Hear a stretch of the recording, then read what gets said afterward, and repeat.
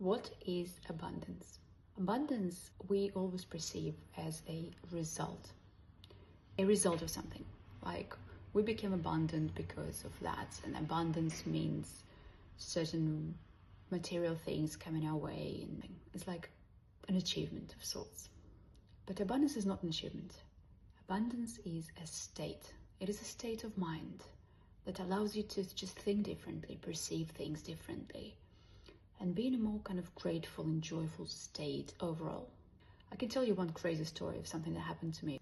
I had one of my first awakenings around 25, and around the time I went to India 3 times in a row, spending quite a lot of time there every time. This was when I got back from my 2-month trip from India, when I went to ashram and lived there for 2 months. And I felt very spiritual and very much like I have awakened. And you know what? I kind of learned to trust the universe. This is also one of those things that India really teaches us, but I guess that's a different topic. So I got back from there and I had absolutely no money. I was like 26 or something. I spent everything on that trip, and yeah, I came back and I had nothing. And then I remember going via some side streets in my hometown, and I was looking for a place to live, right? So, and there was the sign of like flat, this and that, and it was weirdly cheap. So I thought, wow, this is the sign from the universe. That means that the universe really loves me, and that means my spiritual gifts and, you know, all these achievements I did by working on myself and opening my heart and healing and things like this. This means that it's all coming to fruition, and finally God loves me, and this is it. So I went into that office and I signed some papers for this flat that is meant to be amazing. It's meant to be quite cheap. Without even seeing it, I was like, I'm so trusting that the universe has got the best for me. Long story short, it turned out to be a scam. That office wasn't there, and next time I looked, that phone number they left wasn't really working, and the flat probably didn't even exist. It was a total scam. And yeah, needless to say, I spent my last, I think, £200 or something that I had. I spent on that. I gave it to those scammers, and this was literally the last money I had. So from that point, I had 2 ways to go. I could go the way that I would normally go and start complaining, oh, like God doesn't love me. That didn't quite happen, and you know, it was the scammers and they took my last money. What do I do now? And go into that kind of state. And you know what it means, right? I go to the bottom line, the bottom level of the frequencies.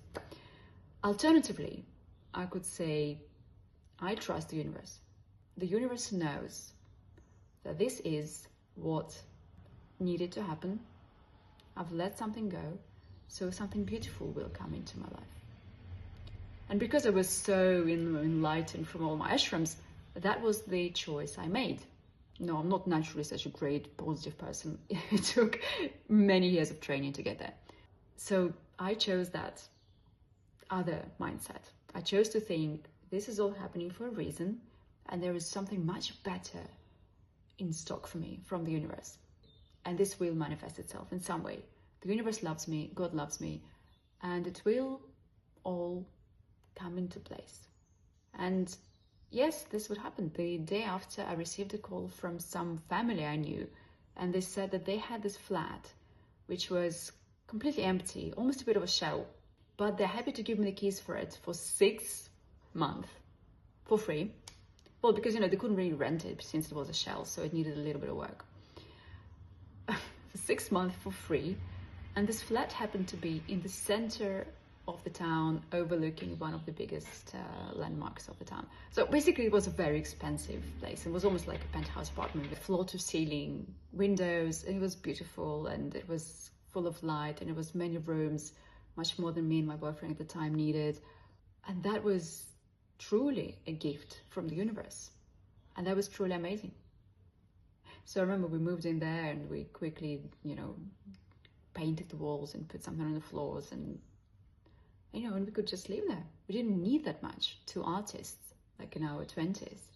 And it was the best thing in the world. It was so beautiful. And that was the true gift from the universe, which required a lot of trust, a lot of letting go, a lot of true following what you kind of claim to be.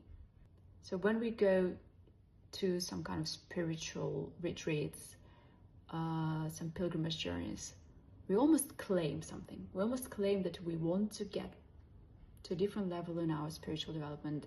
We almost claim that we want to be more, to contain more light.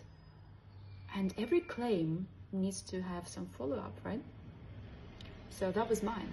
And that was the little test that the universe had for me, to test whether I was truly there, whether I was truly on that level of spiritual development that I claimed for myself through doing that spiritual work. So it's quite interesting how the universe tests us. But with every new spiritual claim you make, you will be tested. And yes, stick by it. Stick by what you said you are embodying. Embody that light that you want to contain. And see where it takes you. And trust the universe. These are my little nuggets of wisdom about abundance. Lived experiences. Let me know what you think in comments.